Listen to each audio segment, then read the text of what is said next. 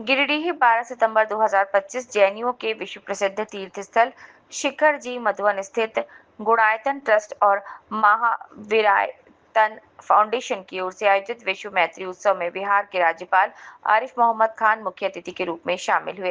राज्यपाल को आगमन पर सीआरपीएफ कैंप में गार्ड ऑफ ऑनर दिया, जिसके बाद गिरिडीह के उपायुक्त रामनिवास यादव, पुलिस अधीक्षक डॉक्टर विमल कुमार, एसडीएम श्रीकांत यशवंत विस्पुते, एसीडीपीओ जीत वाहन उरांव समेत प्रशासनिक अधिकारियों ने उनका स्वागत किया। महोत्सव को संबोधित करते हुए राज्यपाल ने कहा कि जैन समाज की परंपरा रही है कि 10 लक्षण महापर्व के बाद क्षमा वाणी धर्म को विश्व मैत्री महोत्सव के रूप में मनाया जाता है। ऐसे समय में शिखर जी की ये तपोभूमि और यहाँ आयोजित महोत्सव विश्व को शांति और सद्भाव का संदेश देते हैं। उन्होंने श्रीमद् भागवत का उल्लेख करते हुए भगवान ऋषभदेव की चर्चा की। महोत्सव में मुंबई महावीरत्न फाउंडेशन के संत ब्रह्मचारी देवेंद्र ने भी आज समाज को संबोधित किया और कहा कि जैन समाज सदैव विश्व में भाईचारे और सद्भाव बनाए रखने का प्रयास करता है। समारोह की शुरुआत राष्ट्रगान और दीप प्रज्वलन से हुई। इस आयोजन में बड़ी संख्या में जैन समाज के लोग और स्थानीय नागरिक शामिल हुए, जिसमें पूरा मधुबन क्षेत्र उत्सव के माहौल में डूब गया। कार्यक्रम को सफल बनाने में गुणायतन ट्रस्ट के अशोक जैन, सुनील जैन, सुभाष जैन और महावीरायतन फाउंडेशन के अजय गंगवाल, पंकज जैन ने विशेष भूमिका निभाई। Manjay Kumar, state head, Jharkhand.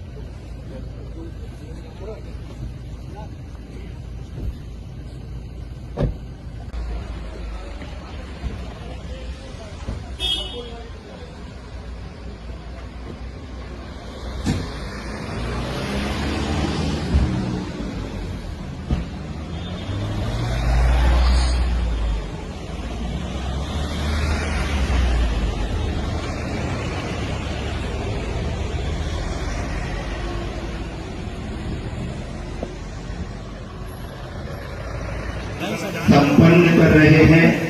इस क्षमा वाणी के पावन अवसर पर मुख्य अतिथि के रूप में माननीय आरिफ मोहम्मद खान साहब राज्यपाल महोदय यहाँ पर उपस्थित हैं। सांसद महोदय गिरिडीह और अन्य बंधु सभी आशीर्वाद लेने के लिए यहाँ पर उपस्थित हैं। राज्यपाल महोदय ने अपने संबोधन में बहुत अच्छा मार्गदर्शन दिया और कहा कि मानव की प्रतिष्ठा करना ही, उसके अंदर की दिव्यता को देखना ही सबसे बड़ा धर्म है। यही जीवन दर्शन भारतीय संतों ने, भगवंतों ने अपनी विचारधारा से दिया है। संक्षिप्त सारगर्भित मैं आपको इतना ही कहना चाह रहा हूँ। क्षमा वाणी के इस भागवत जैसे राष्ट्र भक्त समाज से भी आचार्य गुरु से मार्गदर्शन देते रहे। मुझे केवल एक बात याद आ रही है, महात्मा गांधी ने अपने जीवन को जो सत्य और अहिंसा के प्रयोगों में ढाला, महात्मा गांधी पर सर्वोदय की विचारधारा, भगवान महावीर स्वामी की दया और अहिंसा का प्रभाव रहा। उन्होंने स्वीकार किया कि सर्वोदय का सिद्धांत मुझे बहुत प्यारा लगता है। ये सर्वोदय का सिद्धांत तीर्थंकर भगवान महावीर ने दिया, जिसमें सबके उदय, सबके भले, सबके कल्याण की बात है, जिसमें कोई भी समुदाय हो उसकी चेतना का आकलन हो, उसके सुख दुखों में हम सम्मिलित हो। तो ऐसा ये दिव्य दर्शन भगवान महावीर स्वामी ने दिया।